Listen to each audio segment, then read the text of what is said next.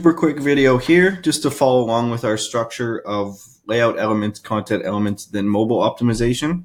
So here is our Death Wish Coffee About Us page.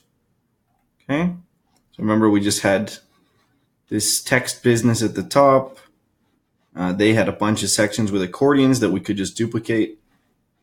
Okay, they've got 2 images, buttons, and then the sign up form at the bottom. Okay, the good news is, and the basic rule is, if it's built right on desktop, then it should look pretty good on mobile with just a little bit of tweaking, and that's exactly the case here. The first thing is we put some padding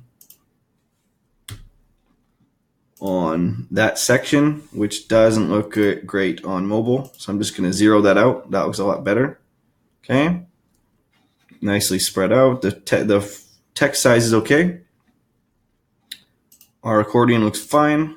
Those are naturally responsive. Okay, no changes there. Cool. First column here with the button, second column with the second button, and beautiful.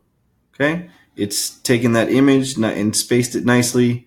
This is now put on top instead of to the side, and our email form is nicely sized. Okay, so super quick video, really nothing much to change except the top there. Okay, see you in the next video.